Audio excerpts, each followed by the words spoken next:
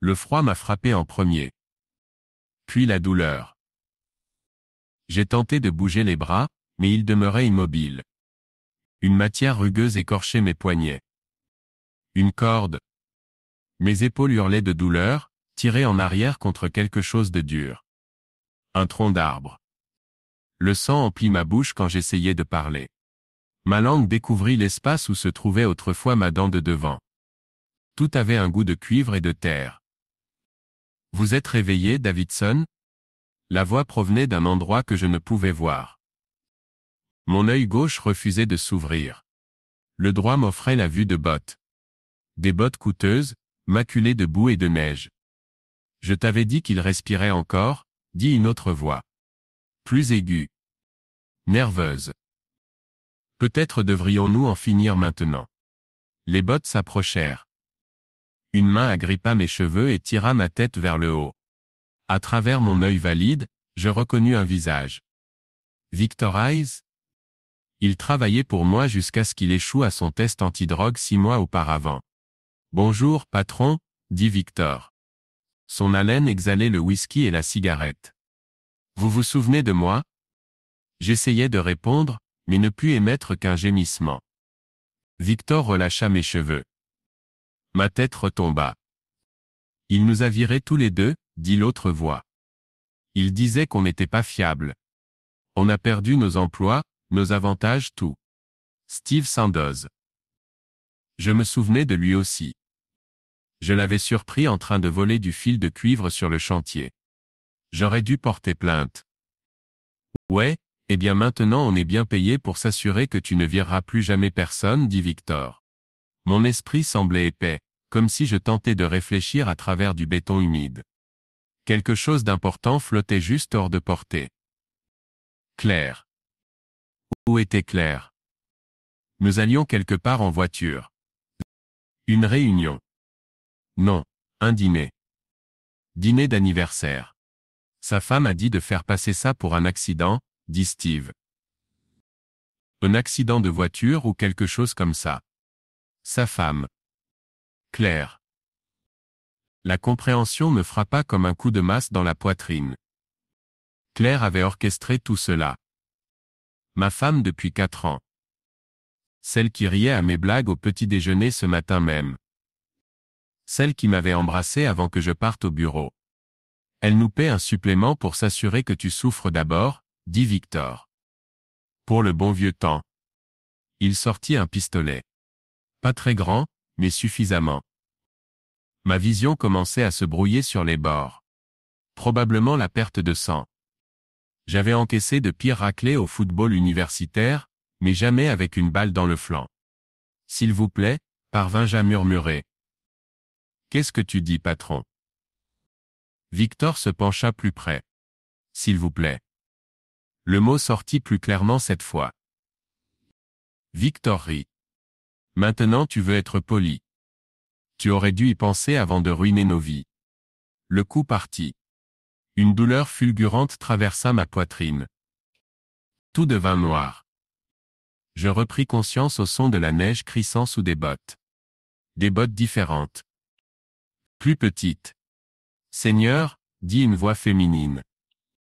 Que vous ont-ils fait? J'essayais de me concentrer sur son visage, mais tout oscillait. Des cheveux sombres attachés en arrière. Des yeux verts. Elle s'agenouilla près de moi, ses mains parcourant mon corps à la recherche de blessures. « Pouvez-vous m'entendre » demanda-t-elle. Je tentai d'acquiescer. Mon cou semblait fait d'éclats de verre. « Je vais vous détacher, dit-elle. Ensuite je vous mets à l'abri avant que vous ne succombiez au froid. » La corde céda. Mes bras retombèrent, inertes.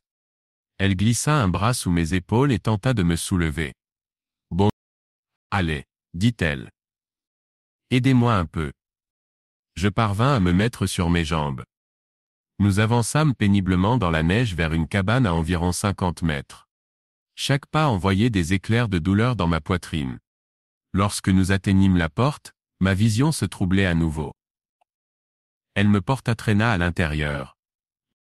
La chaleur me frappa le visage comme un mur.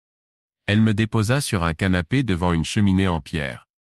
N'osez même pas mourir, dit-elle. Je la regardais s'affairer dans la pièce, rassemblant du matériel. Du matériel médical. Elle découpa ma chemise avec des ciseaux, révélant les dégâts en dessous. Au moins 3 côtes fracturées. La balle avait traversé net, juste sous mon épaule droite. Un tir chanceux. 2 centimètres plus bas et mon poumon aurait été touché. Qui êtes-vous? Demandai-je. Ma voix ressemblait à du gravier dans un mixeur. Martha, dit-elle en enfilant une aiguille. Ça va faire mal. Elle avait raison. C'était atroce. Mais ses gestes étaient assurés, professionnels. Elle avait déjà fait ça avant. Comment vous appelez-vous? Demanda-t-elle tout en travaillant. J'ouvris la bouche pour répondre, mais rien ne vint. Pas à cause de la douleur. Je ne m'en souvenais pas. Plus je forçais, plus cela m'échappait. Claire, dis-je finalement. C'était le seul nom auquel je pouvais me raccrocher. Martha leva les yeux de ses points de suture. Claire est un prénom féminin. Je sais, dis-je, avant de perdre à nouveau conscience. À mon second réveil, une pâle lumière filtrait à travers les fenêtres de la cabane. Ma poitrine était enveloppée de bandages propres. La douleur s'était muée en une sourde pulsation, loin de l'agonie précédente. Martha était assise dans un fauteuil face à moi, m'observant. Elle avait changé de vêtements. Jean et chemise à carreaux au lieu du lourd manteau d'avant. Sans l'équipement d'hiver, je pouvais voir qu'elle avait probablement la trentaine. Jolie, d'une manière pragmatique. Combien de temps suis-je resté inconscient? Demandai-je. 2 jours, dit-elle.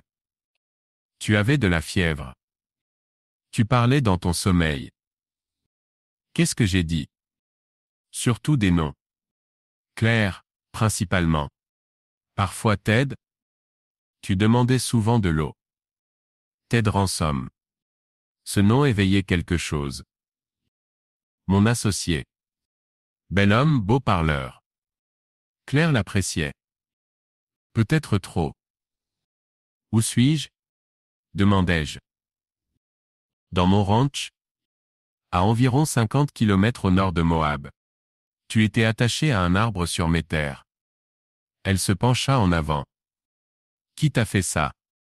2 hommes, dis-je. Ils travaillaient pour moi autrefois. Victor Hayes et Steve Sandoz.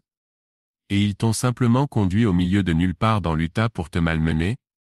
Ma femme les a engagés. Le dire à voix haute rendait la chose réelle. Claire voulait ma mort. La femme avec qui j'avais partagé mon lit pendant 4 ans avait payé 2 brutes pour m'assassiner. Martha garda le silence un long moment. Elle scrutait mon visage comme si elle essayait de lire mes pensées. Tu ne peux toujours pas te souvenir de ton nom? Demanda-t-elle. Je fouillais encore ma mémoire. Toujours rien. Je me souviens d'autre chose. Mon entreprise. Les gens avec qui je travaille. Mais mon propre nom, je haussais les épaules, puis grimaçais lorsque le mouvement tira sur mes points de suture. Commotion cérébrale, dit Martha. Parfois la mémoire revient progressivement. Parfois elle ne revient pas du tout. Vous êtes médecin? Vétérinaire. Même principe, espèce différente. Elle se leva. Tu as faim? Je mourais de faim. Elle réchauffa une sorte de ragoût sur un poêle à bois. C'était plus délicieux que tout ce dont je pouvais me souvenir. Pourquoi m'avoir aidé? Demandai-je entre 2 cuillerées. Martha resta silencieuse si longtemps que je crus qu'elle ne répondrait pas. Parce que personne ne devrait mourir seul dans la neige, dit-elle finalement. Il y avait de la douleur dans sa voix. Une vieille douleur, soigneusement enfouie. Je connaissais ce ton. Je l'avais moi-même employé ces 2 derniers jours. Merci, dis-je. Elle hocha la tête, puis se leva pour s'occuper du feu. Les flammes projetaient des ombres dansantes sur les murs de la cabane.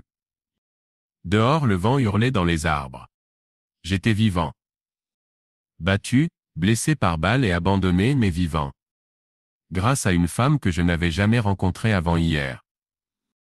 Une femme qui avait risqué sa propre sécurité pour sauver un inconnu. Ma femme avait tenté de me faire tuer. Mais Martha m'avait sauvé.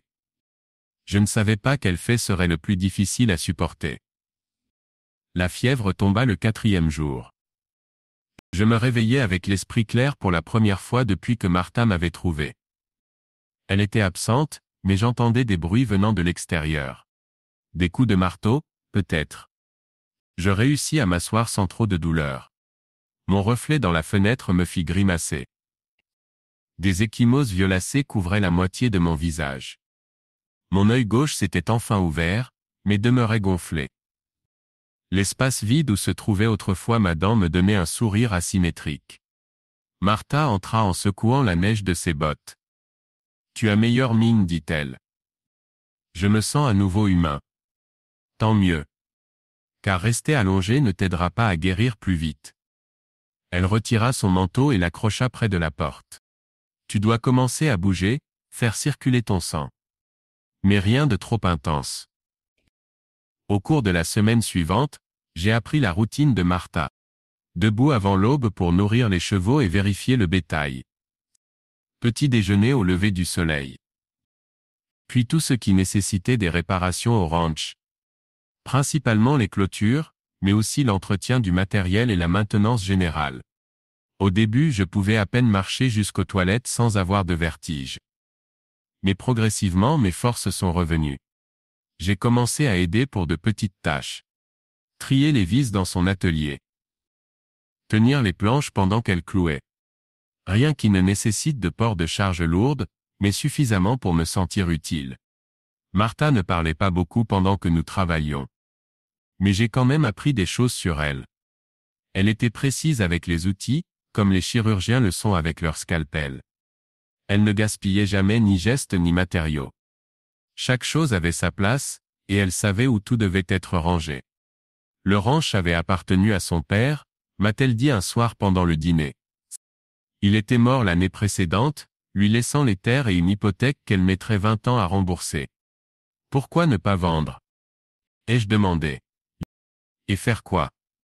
Déménager en ville? Trouver un emploi dans une clinique vétérinaire à soigner des caniches anxieux? Elle secoua la tête. C'est chez moi ici. Je comprenais cela. Ce besoin de s'accrocher à quelque chose de solide quand tout le reste s'effondre. À la 2e semaine, j'aidais pour des travaux plus exigeants. Réparer une section de clôture qui avait été endommagée par des arbres tombés pendant la tempête.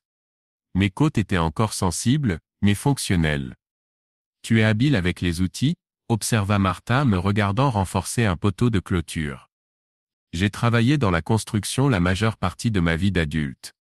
J'ai commencé à travailler l'été pour mon père quand j'avais 15 ans. Le souvenir est remonté sans effort. Je pouvais me voir à cet âge, dégingandé et enthousiaste, essayant de suivre le rythme des ouvriers expérimentés.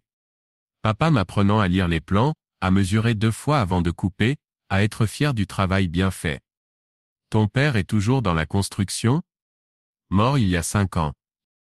Crise cardiaque sur un chantier. J'ai repris l'entreprise. Un autre souvenir limpide. L'appel de l'hôpital. La course à travers la ville dans les embouteillages, sachant que j'arriverais trop tard. C'est pour ça que tu te souviens des affaires, dit Martha. C'est lié à de fortes émotions. Les traumatismes ont tendance à graver certains souvenirs plus profondément que d'autres. Et l'oubli de mon propre nom? Parfois l'esprit se protège en effaçant ce qui fait le plus mal. Elle le dit comme si elle parlait d'expérience. Cette nuit-là, allongée sur le canapé, j'écoutais le vent au dehors en réfléchissant à ces paroles. Si mon subconscient me protégeait de souvenirs douloureux, qu'est-ce que cela révélait sur mon mariage avec Claire? Je me souvenais l'avoir aimée autrefois. Les premiers temps, quand elle venait de commencer à travailler pour l'entreprise. Elle était intelligente, ambitieuse, ravissante. Elle m'avait mis au défi d'une façon différente des autres femmes. M'avait poussé à réfléchir davantage, à travailler plus intelligemment, à m'améliorer. Mais quand cela avait-il changé? Quand l'amour s'était-il transformé en autre chose? Les souvenirs étaient là, mais fragmenté. Comme essayer de distinguer le fond d'un étang trouble.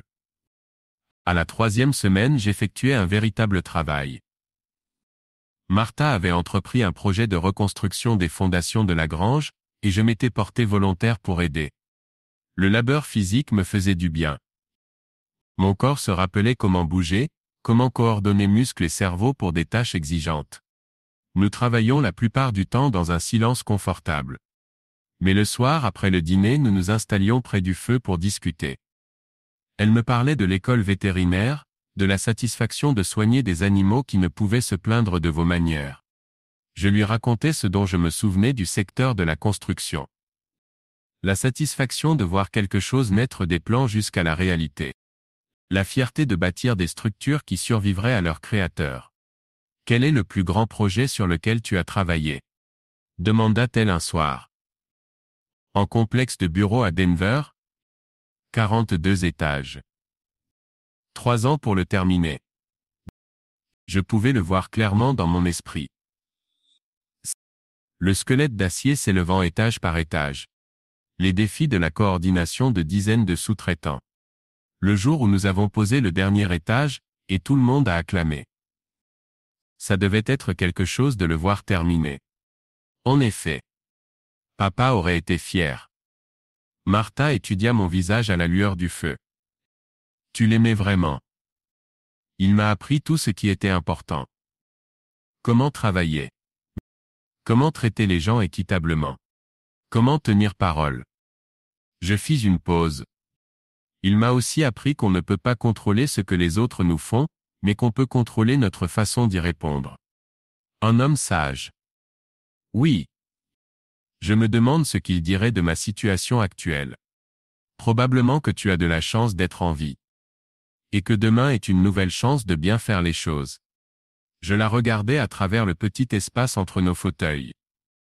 La lueur du feu faisait ressortir le vert de ses yeux, et donnait à ses cheveux sombres des reflets cuivrés.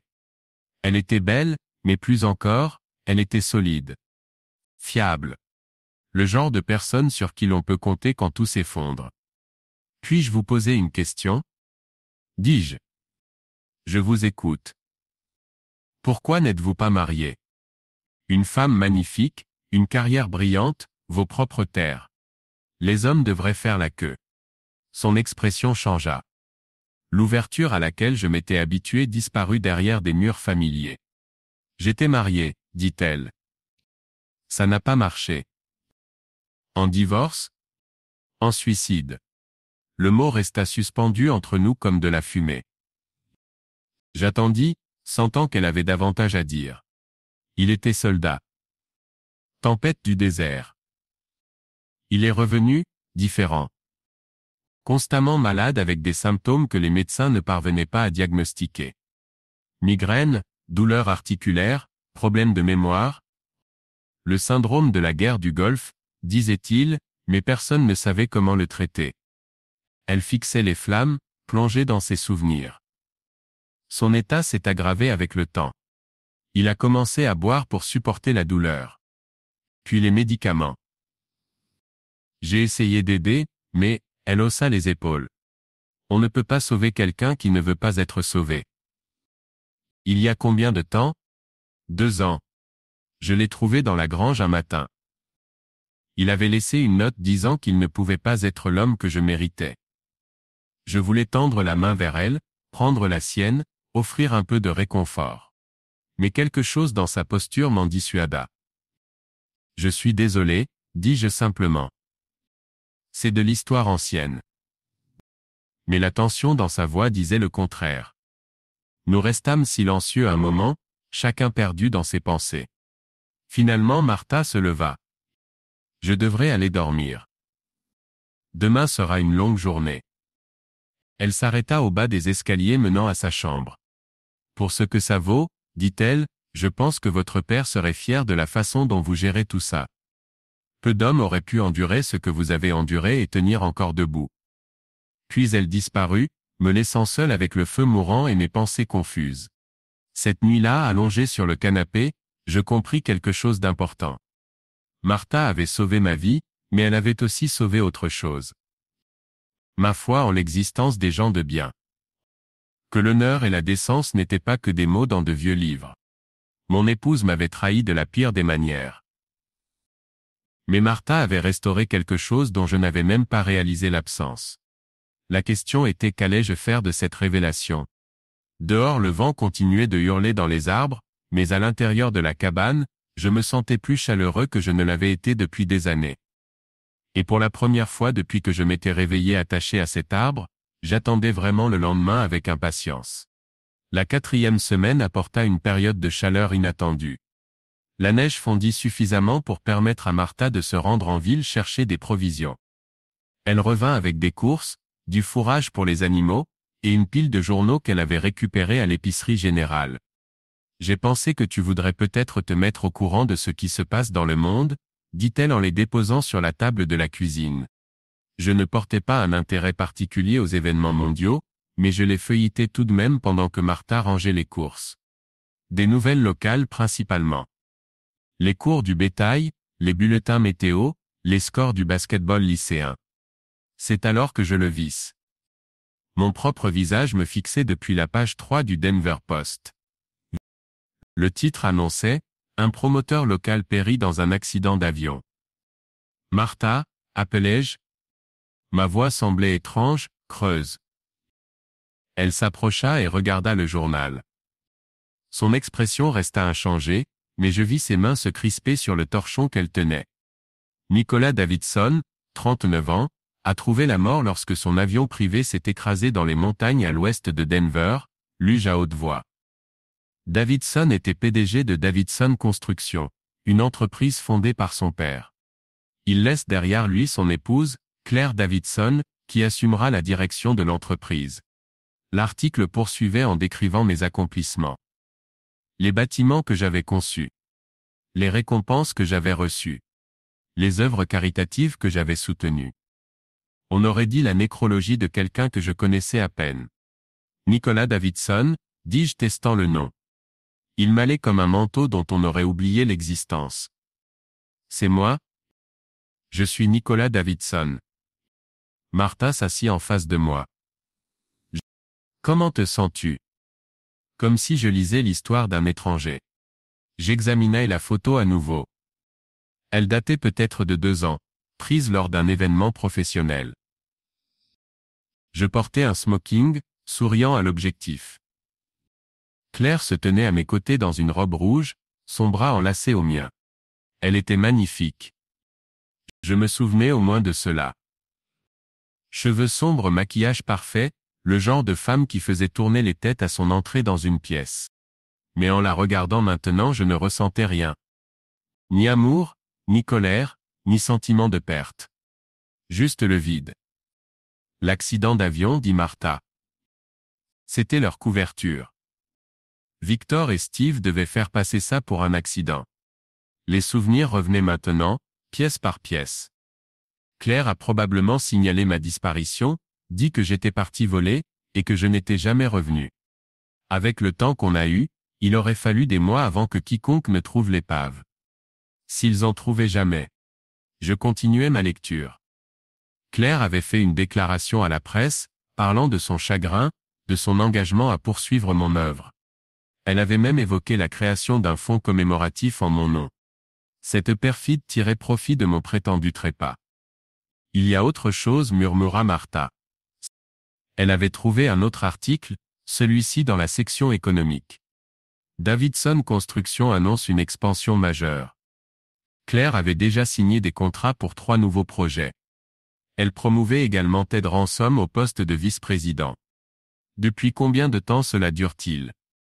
Demandai-je. La liaison? Ou le complot pour m'éliminer? Les deux. Martha examina les articles.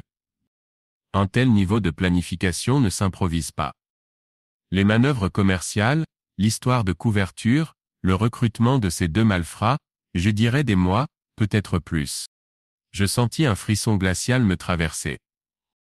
Pendant que je travaillais 60 heures par semaine à bâtir notre avenir, Claire orchestrait ma disparition. Chaque baiser, chaque repas partagé, chaque fois qu'elle m'avait dit m'aimer, tout n'était que mensonge. Qu'allez-vous faire? Demanda Martha. Je l'ignore. Je me levai et m'approchai de la fenêtre. Le soleil de l'après-midi faisait fondre les dernières neiges, dévoilant des parcelles d'herbe brunâtre. Il me croit disparu. Peut-être est-ce préférable ainsi. Vous ne pensez pas cela. Vraiment. Regardez tout ceci. Je fis un geste vers les journaux. Mon épouse a engagé des assassins pour m'éliminer. Mon associé était complice. L'entreprise à laquelle j'ai consacré ma vie m'est dérobée pendant qu'on me croit mort. Que me reste-t-il? Martha garda le silence un long moment. Quand elle reprit enfin la parole, sa voix était douce mais ferme. Il vous reste votre vie. La possibilité de rétablir la vérité. La chance de vous assurer qu'il ne s'en tire pas ainsi. Et comment dois-je m'y prendre? Me présenter au commissariat de Denver et dire bonjour, je suis Nicolas Davidson, et je ne suis pas vraiment mort. C'est exactement ce que vous devez faire. Je me tournai vers elle. Elle était sérieuse. Ils voudront des preuves, poursuivis-je. Des preuves que Claire a engagé ces hommes. Des preuves que tout ceci était planifié. Alors nous trouverons ces preuves. Nous? Vous pensez que je vais vous laisser affronter cela seul? Après ce qu'ils vous ont fait? Martha se leva et me fit face à travers la cuisine. Ils vous ont abandonné dans la neige pour périr. Ils auraient réussi si je ne vous avais pas trouvé. Cela devient personnel. Je la dévisageais. Cette femme qui m'avait sauvé la vie, m'avait soigné, n'avait rien demandé en retour. Maintenant elle proposait de risquer sa propre sécurité pour m'aider à obtenir justice. Pourquoi? Demandai-je. Parce que c'est juste. Parce qu'ils ne peuvent pas être autorisés à triompher. Elle marqua une pause. Et parce que votre sort me tient à cœur. Ces mots restèrent suspendus entre nous. Je vis quelque chose dans ses yeux que je n'avais jamais vu auparavant.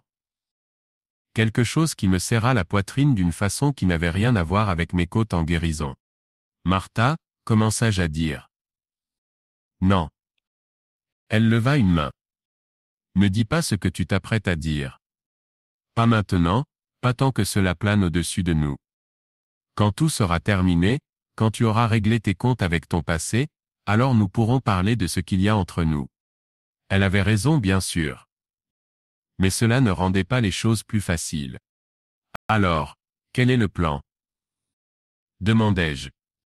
D'abord, nous devons en savoir plus sur ce qui s'est passé depuis ta mort. Qui prend les décisions, comment l'entreprise est gérée, ce que Claire et Ted manigancent. Comment faire sans éveiller leurs soupçons. Martha sourit pour la première fois depuis la découverte des articles de journaux. Laisse-moi faire. Ce soir-là, Martha passa un appel. J'écoutais depuis la cuisine pendant qu'elle parlait à quelqu'un à Denver, se renseignant sur des locaux pour sa nouvelle clinique vétérinaire. Elle s'intéressait particulièrement à l'immeuble appartenant à Davidson Construction. « Oh, j'ai entendu parler de la tragédie », dit-elle au téléphone. Quelle tristesse pour Monsieur Davidson. Je le connaissais un peu par relation professionnelle. Comment sa pauvre épouse surmonte-t-elle cela? La conversation dura 20 minutes. Martha excellait dans cet exercice, soutirant des informations à l'agent immobilier sans paraître trop curieuse.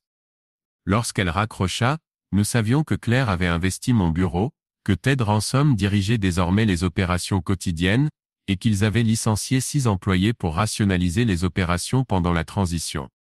Ils agissent vite, dis-je. Peut-être trop vite. Les gens vont s'en apercevoir. Le lendemain matin, Martha passa d'autres appels. Elle avait trouvé des annuaires en ligne des employés de mon entreprise, et les contactait systématiquement, se faisant passer pour une chasseuse de tête à la recherche d'ouvriers du bâtiment expérimentés. Par Emma Patterson, l'ancienne secrétaire de mon père qui était restée après son décès, nous apprîmes que Claire avait vidé mon bureau le lendemain des funérailles. Elle avait également congédié le comptable de longue date de l'entreprise et engagé ses propres collaborateurs. Emma semblait bouleversée, rapporta Martha. Elle a dit que tout avait changé depuis ta mort. L'ambiance est différente. Les gens s'inquiètent pour leur emploi. Emma est dans l'entreprise depuis 15 ans. Elle connaissait mon père mieux que quiconque. Elle pourrait être disposée à nous aider. C'était risqué. Mais Emma avait toujours été loyale envers ma famille. Si quelqu'un pouvait être digne de confiance, c'était elle. Martha la rappela cet après-midi-là, cette fois sans détour. Madame Patterson, cela va vous paraître étrange, mais j'ai quelqu'un ici qui doit vous parler. Quelqu'un que vous pensiez mort. Elle me tendit le téléphone. Emma? C'est Nicolas. Silence. Puis c'est impossible. Vous êtes mort dans un accident d'avion. Non, ce n'est pas le cas. J'ai été agressé, battu, on m'a tiré dessus et laissé pour mort. Mais j'ai survécu. Nicolas? Est-ce vraiment vous? Souvenez-vous de la fête de Noël il y a 3 ans? Vous m'aviez parlé des lettres d'amour de mon père que vous aviez trouvées dans son bureau. Vous m'aviez fait promettre de n'en parler à personne, craignant que je ne vous juge tous les deux. Un autre long silence. Puis Emma éclata en sanglots. Mon Dieu! Nicolas! Nous pensions, tout le monde pensait, je sais. C'était le plan. Emma, j'ai besoin de savoir ce qui se passe dans l'entreprise. Et j'ai besoin de savoir si vous êtes prête à m'aider à prouver ce que Claire et Ted ont fait. Tout ce dont vous avez besoin, répondit-elle sans hésitation. Je n'ai jamais fait confiance à cette femme. La façon dont elle s'est installée dans votre bureau avant même que votre corps ne soit froid, ce n'était pas correct. Nous avons parlé pendant 1 heure. Emma dressa le portrait d'un pillage systématique. Des comptes de l'entreprise transférés, des actifs vendus, des employés de longue date remplacés par les gens de Claire. Tout était légal, puisque Claire en tant que ma veuve avait hérité de mes parts dans l'entreprise. Il y a autre chose, dit Emma vers la fin de la conversation. J'ai trouvé quelque chose dans votre corbeille le jour avant votre disparition. Une note avec un numéro de téléphone et les noms de Victor Hayes et Steve Sandoz. Mon sang se glaça. Vous l'avez toujours? Oui. Je trouvais étrange que vous soyez en contact avec ces deux-là après les avoir licenciés. Emma, j'ai besoin que vous gardiez cette note en lieu sûr. Et j'ai besoin que vous documentiez tout ce que Claire et Ted font. Les transferts financiers, les changements de personnel, tout. Considérez que c'est fait. Après avoir raccroché, Martha et moi nous sommes assis dans la cuisine pour établir des plans. Nous avions un témoin, des preuves potentielles et une vision de plus en plus claire de la conspiration. Mais nous avions besoin de plus. Nous devons les faire avouer, dis-je. Les faire admettre ce qu'ils ont fait. Comment? J'y réfléchis. Claire était intelligente, prudente. Elle n'avouerait rien au téléphone ni par écrit. Mais Ted était ambitieux mais pas particulièrement brillant. Il pourrait être le maillon faible. Et si nous leur faisions croire qu'ils étaient victimes de chantage? Suggérai-je. Martha haussa un sourcil. Expliquez. Quelqu'un appelle Ted. Prétend avoir des informations sur ce qui m'est vraiment arrivé. Demande de l'argent pour garder le silence. Les gens sous pression commettent des erreurs. Et qui fait cet appel? Toi. Ils ne connaissent pas ta voix. Martha réfléchit. C'est risqué. S'ils réalisent que c'est un piège, alors nous appellerons le FBI et leur dirons tout ce que nous savons. Laissons-les démêler tout ça. Et s'ils ne nous croient pas? Au moins nous aurons essayé. Martha resta silencieuse un long moment, pesant le pour et le contre. Finalement elle acquiesça. D'accord. Mais faisons-le intelligemment. Nous enregistrons l'appel, et nous prévoyons des plans de secours. Cette nuit-là nous avons mis au point les détails. Martha appellerait Ted à son bureau, prétendant être quelqu'un qui connaissait l'existence des tueurs à gages, exigeant une rencontre et de l'argent pour son silence. S'il mordait à l'hameçon, nous l'aurions enregistré discutant du complot meurtrier. Ce n'était pas parfait, mais c'était un début. Alors que nous nous préparions pour la nuit, Martha s'arrêta au bas des escaliers. Nicolas? Oui? Quand tout sera terminé, quand nous aurons accompli ce que nous avons commencé, que se passera-t-il? Je savais ce qu'elle demandait. La même question que je me posais. Je ne sais pas, dis-je honnêtement. Ma vie d'avant n'existe plus. Claire l'a détruite. Mais peut-être que ce n'est pas entièrement une mauvaise chose. Que veux-tu dire? Peut-être que j'avais besoin de tout perdre pour comprendre ce qui comptait vraiment. Elle sourit, le premier sourire sincère que je voyais depuis des jours. Va dormir, dit-elle. Demain nous commençons à riposter. L'appel à Ted Ransom se passa mieux que nous l'espérions. Martha s'était entraînée pendant des heures, travaillant sa voix, son histoire, son timing. Lorsqu'elle composa finalement son numéro direct à 9h30 lundi matin, elle ressemblait à une femme possédant des informations qui valaient leur pesant d'or. Monsieur Ransom? Vous ne me connaissez pas, mais je sais ce que vous et Claire Davidson avez fait à son mari. J'observais le visage de Martha, pendant qu'elle écoutait la réponse de Ted. Il essayait de jouer l'innocent, mais elle insista. Je sais pour Victor Hayes et Steve Sandoz. Je sais pour la bastonnade, le coup de feu, l'avoir laissé attaché à un arbre dans la neige. Je sais tout. Une autre pause. Puis l'expression de Martha changea. Ted a parlé maintenant, sans nier. 50 000 $, dit-elle.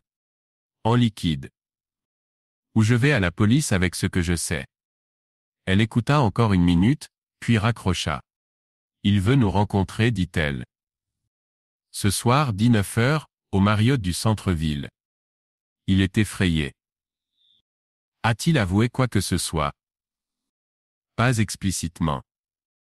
Mais il n'a rien nié non plus. Il a demandé comment je savais, quelles preuves j'avais. Ce n'est pas la réaction d'un homme innocent. Nous avions enregistré l'appel sur le vieux magnétophone à cassette de Martha, le microphone tenu près du haut-parleur du téléphone. La qualité n'était pas excellente, mais suffisamment claire pour comprendre. Et maintenant? Ai-je demandé. Maintenant nous nous préparons pour ce soir. Et nous appelons Emma. Emma a accepté de nous retrouver dans un restaurant en périphérie de Denver à 17h. Elle a apporté une épaisse chemise Manila remplie de documents. Registre financier, dossier du personnel, copies de courriels et de mémos. Les preuves du pillage systématique que Martha avait prédit. Il ne cherche même plus à le dissimuler, a dit Emma en faisant glisser le dossier sur la table. Hier Claire a autorisé la vente du projet Pueblo. Votre plus gros contrat. Elle liquide tout. J'ai feuilleté les documents. C'était pire que ce que j'avais imaginé. En 4 semaines, Claire avait pratiquement démantelé l'entreprise que mon père avait mis 30 ans à bâtir. Il y a autre chose, a dit Emma. Elle a sorti un petit enregistreur numérique. J'enregistre les conversations au bureau. Claire et Ted ne savent même pas que je suis là la moitié du temps. Pour eux, je fais partie des meubles. Elle a fait écouter quelques extraits. Claire et Ted discutant des prochains employés à licencier. Ted se plaignant d'avoir à gérer des sous-traitants qui posaient trop de questions sur mon accident. Plus accablant encore, Claire riant de la facilité avec laquelle tout se déroulait maintenant que j'étais hors jeu. C'est en or, a dit Martha. Avec ça et l'enregistrement d'aujourd'hui, il nous faut encore qu'il s'incrimine directement, ai-je dit. Parler de licencier des gens n'équivaut pas à avouer un meurtre. Emma s'est penchée en avant. Et si je vous aidais avec ça? Comment? Je pourrais appeler Claire, lui dire que quelqu'un pose des questions sur l'accident d'avion. Lui dire que je m'inquiète de ce qui pourrait arriver si la vérité éclate. Elle pourrait dire quelque chose d'incriminant si elle pense que c'est juste entre nous. C'était risqué. Si Claire soupçonnait qu'Emma travaillait contre elle, elle la licencierait sur le champ. Mais Emma était déterminée. Elle vous a tué, a simplement dit Emma. Ou du moins essayé. Elle a détruit tout ce que votre père a construit. Je ne la laisserai pas s'en tirer comme ça. Nous avons fait l'enregistrement à 18h30, 1 heure avant le rendez-vous de Martha avec Ted. Emma a appelé Claire depuis le restaurant, sa voix tremblant d'une peur qui semblait authentique. Claire? C'est Emma. Je suis désolé de vous déranger chez vous, mais quelque chose s'est produit. Une femme est passée au bureau aujourd'hui pour poser des questions sur l'accident de Nicolas.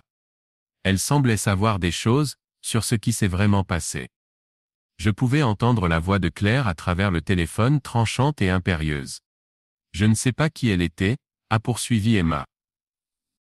Mais elle a spécifiquement demandé à propos de Victor Hayes et Steve Sandoz. Elle connaissait leur nom, Claire. Comment pouvait-elle connaître leur nom à moins que quoi? La voix de Claire était désormais claire, suffisamment forte pour être captée par l'enregistreur. À moins qu'il n'ait parlé à quelqu'un. À moins qu'il ne soit en train de parler. Une longue pause. Puis, qu'a-t-elle dit exactement? Elle voulait savoir si vous aviez été en contact avec eux récemment. Elle s'est renseignée sur des paiements, sur l'existence de traces de transactions financières. Que lui avez-vous dit? Rien. Je ne sais rien de tout cela. Mais Claire, si ces hommes parlent à des gens, ils ne parleront plus à personne. La voix de Claire était glaciale, résolue. Je m'en assurerai. La ligne se coupa. Emma semblait pâle. Avons-nous obtenu ce dont nous avions besoin? Demanda-t-elle. Martha rembobina la bande et la rejoua. La menace de Claire était limpide, sans équivoque. Combinée aux preuves financières et à la réaction de Ted face à l'appel de chantage, nous avions un dossier solide. Il est temps d'y aller, dis-je en consultant ma montre. Martha, vous n'êtes pas obligée d'aller à ce rendez-vous avec Ted. Nous avons suffisamment d'éléments pour aller voir la police. Non, dit-elle fermement. Nous terminons ceci. Une preuve supplémentaire, et ils ne pourront pas s'en sortir. Le hall du Marriott était animé ce lundi soir à 19 h. Des voyageurs d'affaires s'enregistraient, des familles avec leurs bagages se dirigeaient vers les ascenseurs, la foule habituelle autour du bar. Une excellente couverture pour ce que nous préparions. Martha portait un manteau sombre et transportait un grand sac contenant l'enregistreur. Je suis resté dans le parking observant aux jumelles tandis qu'elle entrait dans l'hôtel. Ted l'attendait au bar, l'air nerveux. C'était un bel homme d'une quarantaine d'années, le genre qui avait probablement traversé la vie en usant de son charme jusqu'à présent. Ce soir-là, il ressemblait à un homme qui avait enfin épuisé son charisme. À travers la fenêtre, j'ai observé Martha s'approcher de sa table. Ils ont parlé pendant environ 10 minutes. Je ne pouvais pas entendre ce qui se disait, mais je pouvais voir le langage corporel de Ted. D'abord sur la défensive, puis de plus en plus agité. À un moment il a saisi le poignet de Martha. Elle s'est dégagée et a dit quelque chose qui l'a fait se rasseoir. Puis elle est sortie, traversant calmement le hall comme si de rien n'était. Roulez, dit-elle en s'installant sur le siège passager. Vite, mais pas trop. Que s'est-il passé? Il a tout avoué. Tout. Le projet de vous tuer, le paiement à Hayes et Sandoz, même l'idée de Claire de faire passer cela pour un accident d'avion. Elle tapota son sac. J'ai tout enregistré. Comme ça simplement? Il est terrifié, Nicolas. Vraiment effrayé. Il pensait que je travaillais pour Hayes et Sandoz, qu'ils essayaient d'extorquer plus d'argent. Quand je lui ai dit qu'ils étaient déjà morts victimes d'un accident de voiture au Nevada, il a paniqué. Sont-ils vraiment morts? Je n'en ai aucune idée. Mais il l'a cru.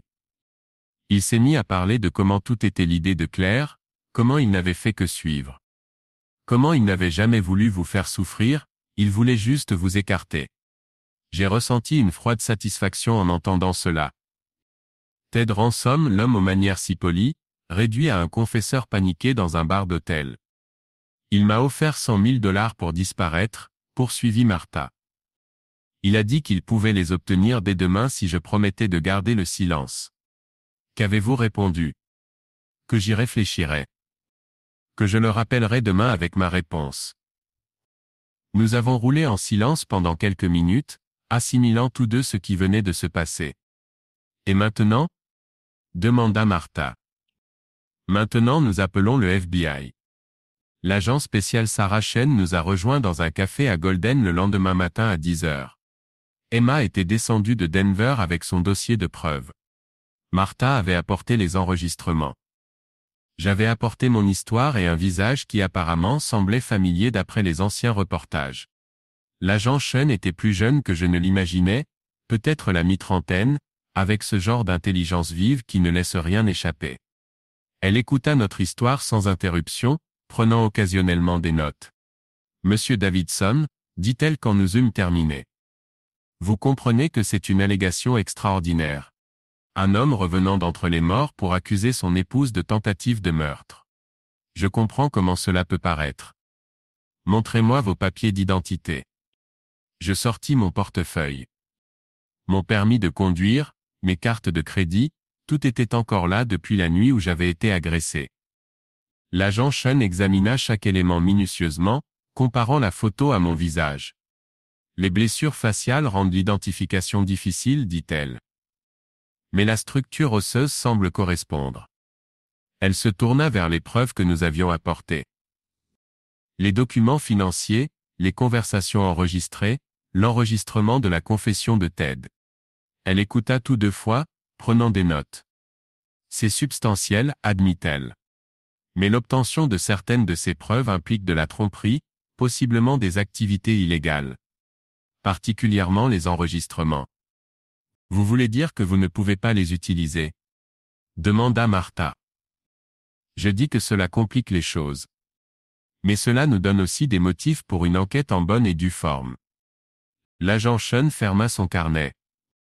Monsieur Davidson, si vous êtes bien qui vous prétendez être, alors vous êtes la victime d'un crime grave. Nous devrons vérifier votre identité par empreinte digitale et ADN, mais si tout est en ordre, nous pourrons avancer. Et Claire et Ted? Nous les convoquerons pour interrogatoire. Avec les éléments que vous nous avez fournis, nous devrions pouvoir obtenir des mandats pour leurs relevés financiers, leurs registres téléphoniques, tout ce dont nous avons besoin pour constituer un dossier. Et Sandoz? L'agent Sean esquissa un sourire grave. C'est là que les choses deviennent intéressantes. Nous recherchions ces 2 individus en lien avec plusieurs délits. S'ils sont encore en vie, et si nous parvenons à les localiser, ils pourraient accepter de témoigner en échange d'une réduction de peine. Elle se leva pour partir. Une dernière chose, monsieur Davidson. Jusqu'à l'arrestation des suspects, vous êtes potentiellement en danger. Madame Davidson et monsieur Ransom ont déjà démontré qu'ils étaient prêts à commettre l'irréparable pour se protéger. Je vous conseille de séjourner dans un endroit sécurisé. Après son départ, nous sommes restés tous les 3 au café, tentant d'assimiler la suite des événements. Combien de temps pensez-vous que cela prendra? Demanda Emma. Cela pourrait prendre des jours voire des semaines, dis-je. Les enquêtes du FBI ne sont pas expéditives. Que faisons-nous en attendant? Martha répondit avant que je ne puisse le faire. Nous attendons. Et nous restons en vie. Nous n'avons pas eu à attendre aussi longtemps que prévu. L'agent Sean appela le lendemain matin avec des nouvelles. Ils avaient appréhendé Victor Hayes dans un motel à Grand Junction. Steve Sandoz était avec lui.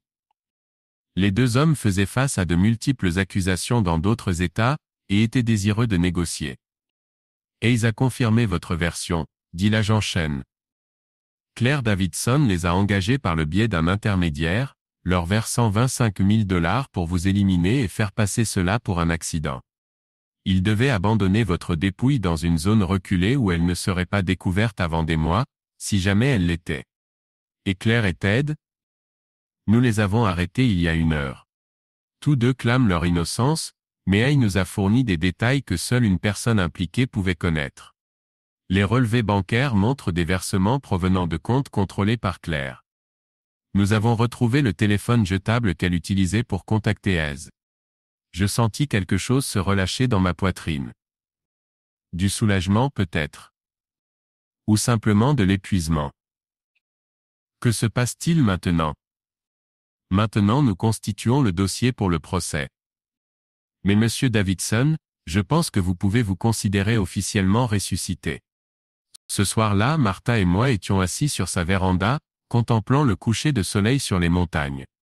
La crise était terminée, mais aucun de nous ne savait ce qui allait suivre. Je dois retourner à Denver, dis-je finalement. M'occuper de l'entreprise des avocats, de tout ça. Je sais. La question est de savoir ce qui se passera ensuite. Martha resta silencieuse pendant un long moment.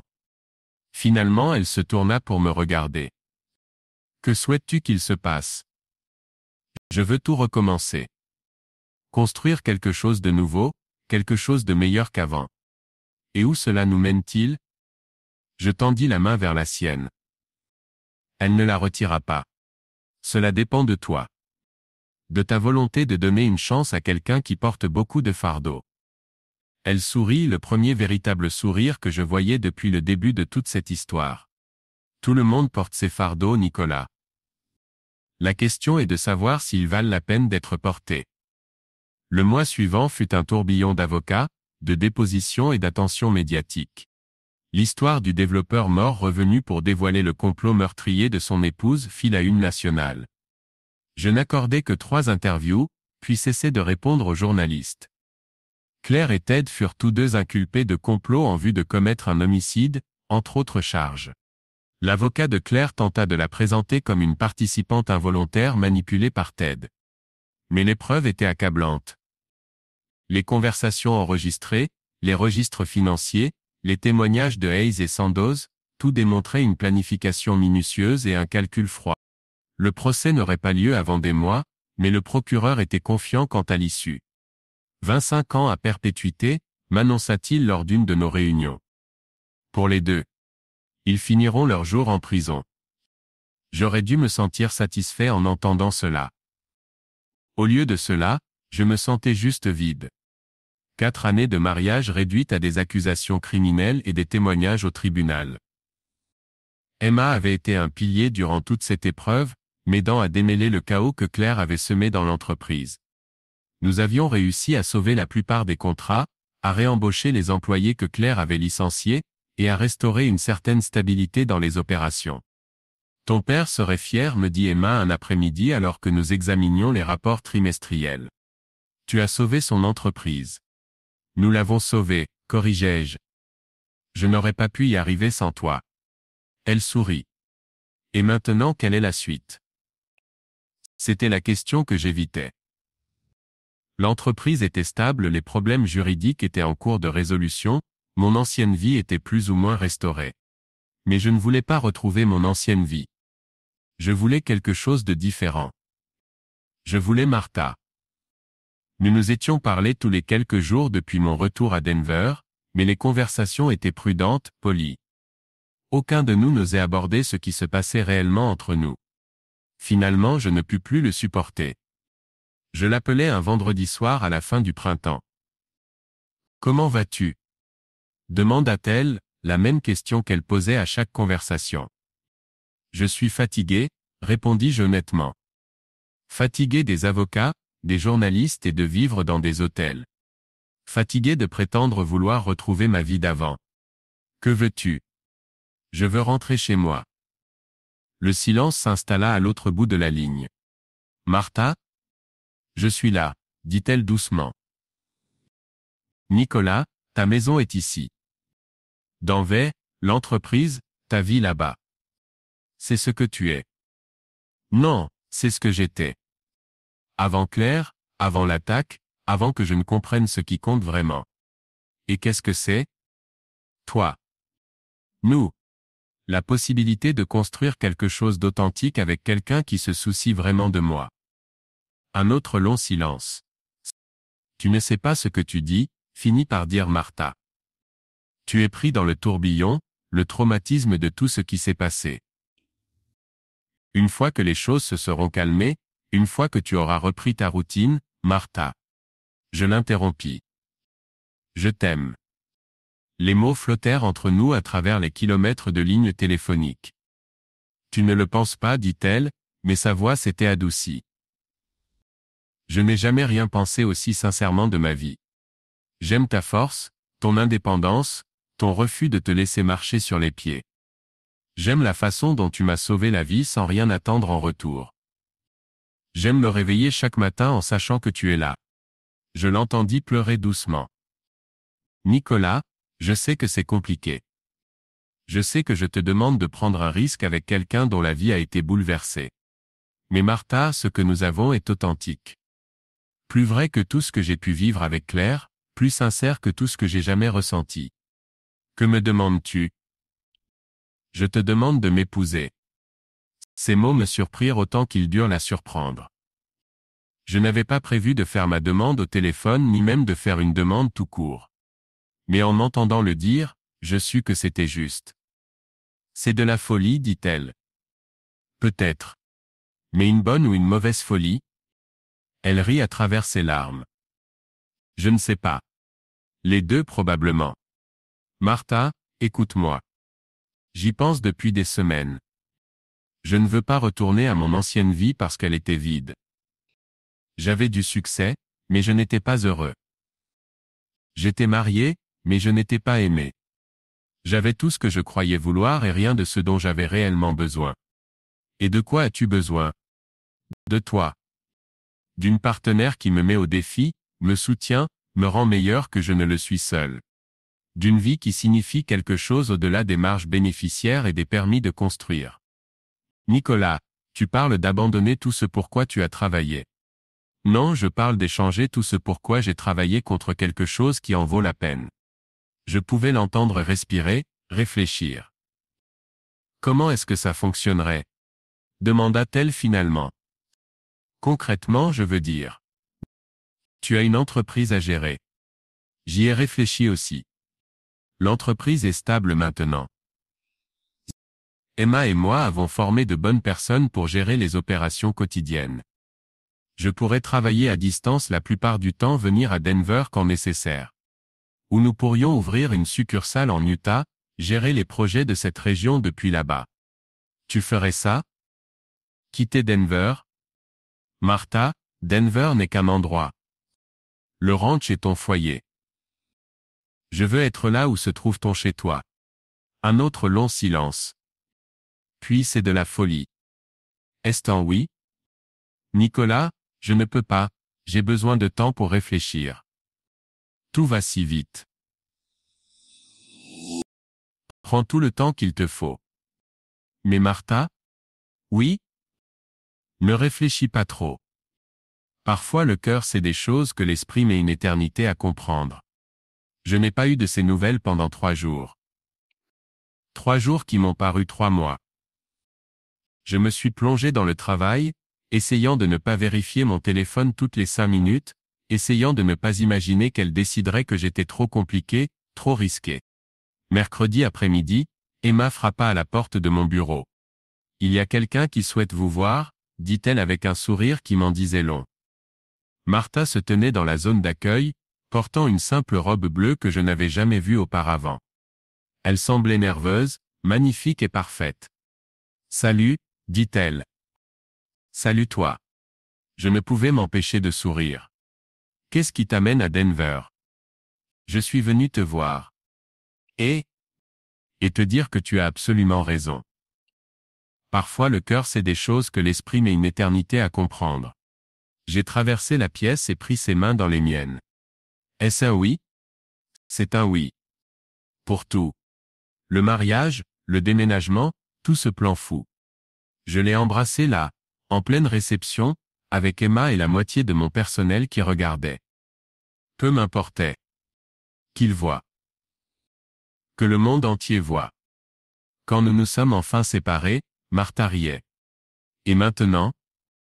Maintenant nous commençons à planifier notre vie ensemble. Notre vie, répéta-t-elle comme si elle essayait ses mots. Notre vie, confirmai-je. Toi et moi, le ranch peut être des enfants si nous avons de la chance. Des enfants? C'est un problème? Non, dit-elle en souriant. C'est parfait. Tout est parfait.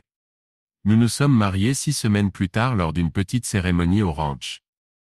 Emma était mon témoin, portant la première robe que je lui avais jamais vue. La sœur de Martha est venue de Californie pour être sa demoiselle d'honneur. Quelques amis proches, le pasteur local, et les montagnes comme témoins.